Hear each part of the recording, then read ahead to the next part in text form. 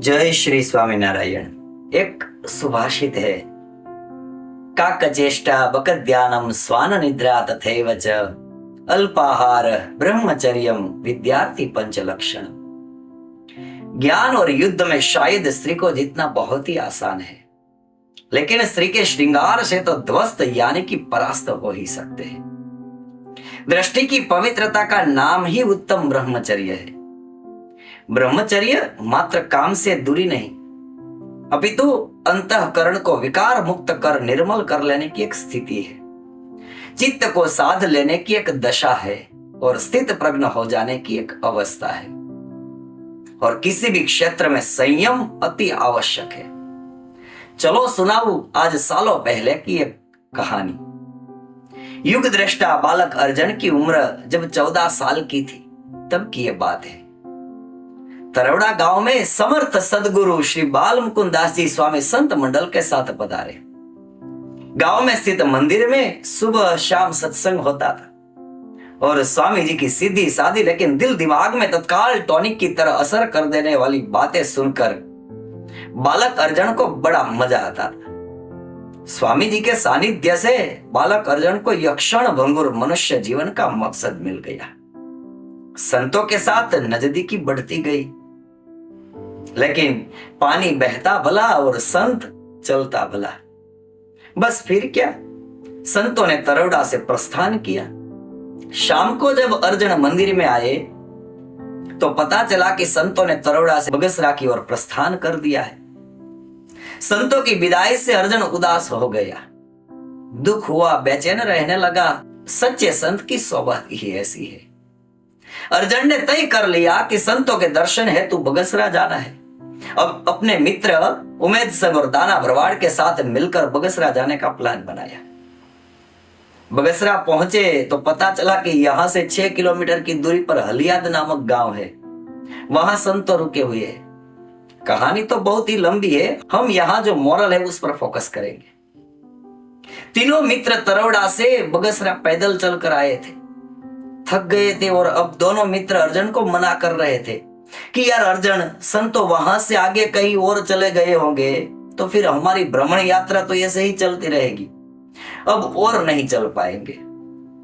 लेकिन अर्जुन ने तो तय कर लिया था कि आज कुछ भी हो जाए, अब दर्शन और संत मिलन के बाद ही घर लौटूंगा।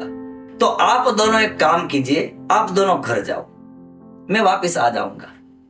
दोनों मित्र ने कहा कि यार हमें पता है कि तूने एक बार जो फैसला कर लिया बाद पीछे हटने वालों में से नहीं हो, और हम भी तुझे अकेला छोड़कर कहीं नहीं जाएंगे। अर्जुन ने कहा तो फिर चले। चलो। जा रहे थे, रास्ते में एक किसान अपनी बैलगाड़ी लेकर जा रहा था। गाड़ी में एक स्त्री अपने बच्चे के साथ बैठी हुई थी। दाना भरवाड़ ने किसान को पूछ लिया कि आप कहां जा रहे हो? तो बोले कि आपको कहां जाना है? बोले हलियाद। फिर ठीक है, बैठ जाओ, ये बैलगाड़ी भी हलियाद जा रही है। दोनों मित्र तो अधीर होकर गाड़ी में बैठ गए, लेकिन अर्जुन ने इनकार कर दिया।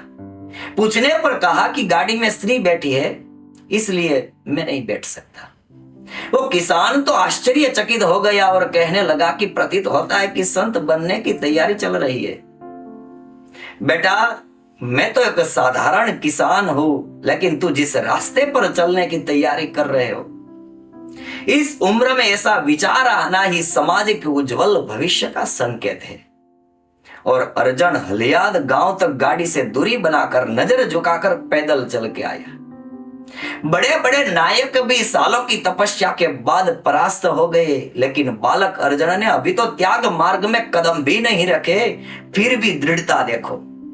जिस पथ पर चलना है उस पथ पर टिके रहने के लिए पूर्व से ही तैयार रहना, यही बात तो बालक अर्जुन को सबसे अलग साबित करती है। इसीलिए युग दृष्टा शास्त्री जी महाराज श्री धर्म जीवन दास जी स्वामी अपनी अंतिम पल तक कहते रहे कि जीवन भर इस भगवी कंथा को कंचन और कामिनी का दाग नहीं लगने दिया।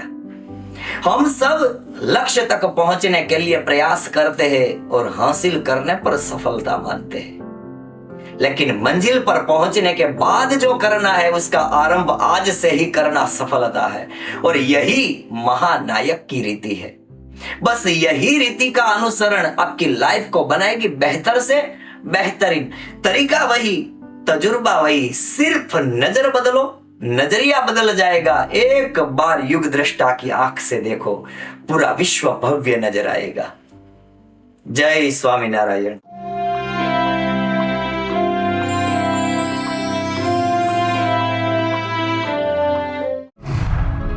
सब्सक्राइब कीजिए राजकोट गुरुकुल चैनल को और बेल आइकन को दबाएं लेटेस्ट वीडियो सबसे पहले देखने के लिए।